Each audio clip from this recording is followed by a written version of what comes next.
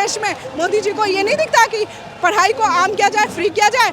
NFP लाके पढ़ाई को इतनी महंगी कर दी गई है, पूरे सिस्टम में खराबी है, पूरे सिस्टम से ये लड़ाई लड़ने की हमें ज़रूरत है। अपने हक के लिए आवाज़ उठा रहे हैं तो हमें आतंकवादी कहा जा रहा है, हमें टेररिस्ट कहा जा रहा है, और जो क्या कहते हैं कातिल बैठा हुआ है उसको क्या कहा जाएगा।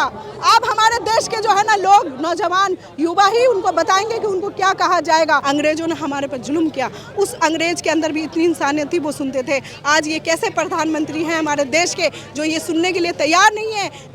महिलाएं अपने अधिकार के लिए लड़ रही हैं, किसान अपने खेत के लिए लड़ रहा है, मजदूर अपने मजदूरी के लिए लड़ रहा है, युवा अपने पढ़ाई अपने शिक्षा को लेकर लड़ रहा है, अपने भविष्य को लेकर लड़ रहा है, आवाज़ उठा रहा है लगातार। लेकिन ये सरकार जो है किसी की बात सुन नहीं। देखिए ना कितनी शर्मनाक और कितनी ये दर्दनाक घटना, ये घटना नहीं कहेंगे, ये जानबूझ के किस तरीके से उनके साथ बर्बरता की गई।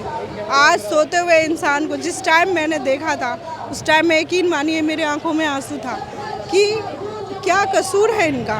क्या हमारे देशवासी जो युवा है, युवा देश के भविष्य होते हैं, उनके लिए जो इंसान आन पे बैठा हुआ है उसको इस तरीके से उनके साथ जाती, उनके साथ बर्बरता होगा।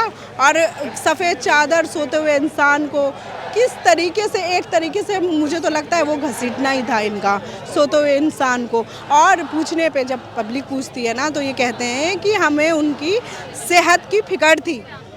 आज उनको मोदी जी को कैसा सेहत का उनका फिक्र था जो क्या कहते हैं उनको इस तरीके से ले गए, और ले जाने के बाद जब उनकी वाइफ जो है उनके हेल्थ के लिए उनका हेल्थ रिपोर्ट मांगती है तो इनके पास उनका हेल्थ रिपोर्ट तक नहीं होता है। देखिए ना कितनी शर्मनाक बात है। कोर्ट के ऑर्डर्स थे, उस ऑर्डर्स का पालन कर रहे थे पुलिस, तो कोर्ट के ऑर्डर का पालन कर रहे थे। तो मैं पूछना चाहती हूँ मोदी सरकार से, बीजेपी राज्य में क्या अगर वो नारा देते हैं सबका साथ सबका विकास, तो उस नारे के तहत इतना तो शर्म होता उनके अंदर कि वो आते और धर्मेंद्र प्रधान का इस्तीफ़ा लेके आते। और उनकी हेल्थ की इतनी चिंता थी तो कम से कम वो उनका हेल्थ भी अच्छा हो जाता। और पब्लिक के अंदर आज देखिए पूरा जंतर मंतर जो भरा पड़ा है, जो आक्रोश है, जो गुस्सा है, उस गुस्से को कम कर सकते और उस नारे को सच कर सकते। मोदी जी कहते अपने नारे को सच दिखाते कि हाँ मैंने जो नारा दिया था सबका साथ सबका विकास, देखो उसके तहत मैं आ गया हूँ, मैं पब्लिक के साथ हूँ, अपने मंत्री को, अपने नेता को बचाने के लिए, नहीं किसी तरीके का हथगंडा अपना रहा हूँ। आज मैं पूछना चाहती हूँ मोदी जी जो है देश विदेश का दौरा करते हैं, है ना।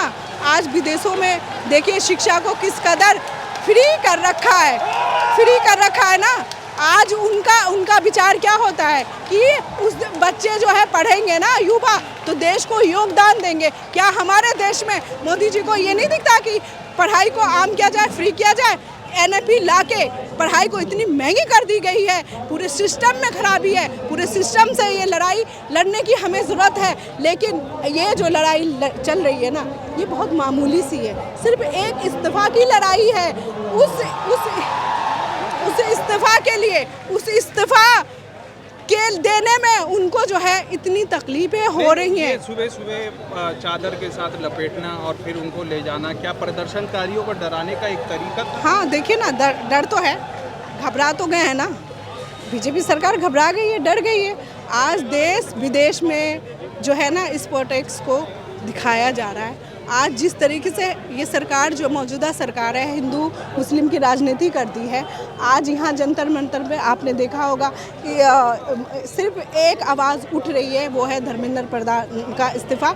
हिंदू हो चाहे मुस्लिम हो, चाहे सिख हो चाहे ईसाई हो, सब इस लड़ाई में एकजुट होके एक आवाज़ उठा रहे हैं। इसी चीज़ से, इसी बात से जो है ना घबरा गई है, बौखला गई है इस सरकार, इसलिए इस तरीके का हथगंडा अपना रही है। जिस तरीके से आपने देखा पहलवान बेटियों का आंदोलन, उस आंदोलन को कुचलने के लिए जो लोग रास्ते में थे उनको रास्ते में रोक दिया गया, जो महिलाएं सपोर्ट में थी, महिला संगठन की नेता, उनको हाउस अरेस्ट कर लिया गया।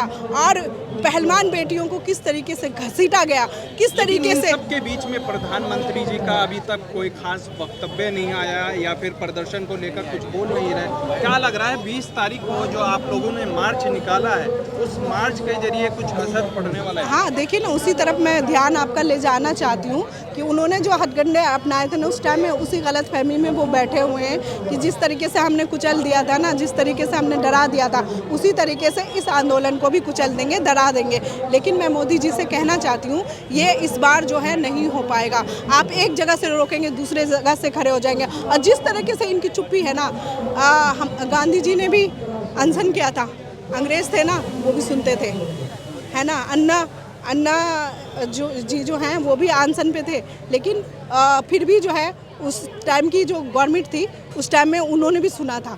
आज ये कैसी तानाशाही, कैसे हिटलर है कि जो अंग्रेज़ों ने हमारे पर जुल्म किया, उस अंग्रेज़ के अंदर भी इतनी इंसानियत थी, वो सुनते थे। आज ये कैसे प्रधानमंत्री हैं हमारे देश के जो ये सुनने के लिए तैयार नहीं है। जी, महिलाएं अपने अधिकार के लिए लड़ रही हैं, किसान अपने खेत के लिए लड़ रहा है, मजदूर अपने मजदूरी के लिए लड़ रहा है, युवा अपने पढ़ाई, अपने शिक्षा को लेकर लड़ रहा है, अपने भविष्य को लेकर लड़ रहा है, आवाज़ उठा रहा है लगातार।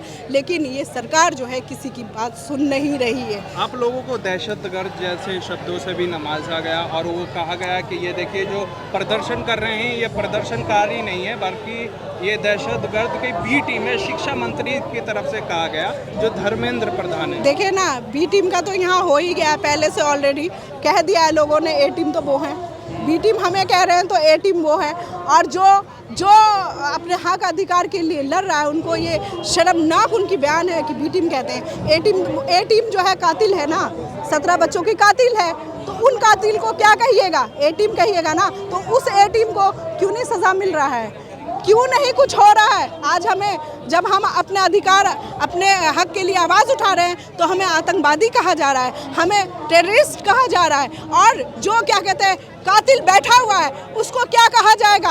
आप हमारे देश के जो है ना लोग, नौजवान युवा ही उनको बताएंगे कि उनको क्या कहा जाएगा। और कहीं ना कहीं ऐसे बयानों से, ऐसे हथगंडों से देखने के लिए तो मिलता है ना कि ये सरकार घबराई हुई है, बौखलाई हुई है, डर रही है। एकजुट पब्लिक जो है घबरा तो इस बात की भी है ना कि कुर्सी को बचाने के लिए वो ना जाने कितने जुल्म और कितने सितम कर चुके हैं। लेकिन इस बार कहीं कुर्सी ना चली जाए। मोदी जी को अपनी कुर्सी की भी चिंता है, तभी तो वो इस तरीके से जो है बयानबाजी और इस तरीके से काम कर रही है। देखिए ना, इतना सब कुछ हो गया है, फिर भी मुझे लगता है फेविकॉल जो होता है ना उस कुर्सी के नीचे उन्होंने लगा रखा है कि मैं कुर्सी पे बैठा रहूं। शर्म से, जैसे शर्मनाक घटनाएं हो रही है ना, और कोई होता ना तो वो शर्म से खुद ही अपनी कुर्सी से इस्तीफा दे देता। लेकिन हमारे प्रधानमंत्री को कोई असर ही नहीं हो रहा। अभी मैं आपके चैनल के माध्यम से कहना चाहती हूँ, मोदी जी आप आइए, अभी भी आ जाइए, ये पब्लिक साहब आपके साथ हो जाएंगे। आपको कुर्सी चाहिए ना, आप आने वाले और 10 साल कुर्सी पे राज करोगे अगर इंसाफ कर दोगे तो, अपने मंत्री को निकालोगे और इस्तीफा दोगे तो।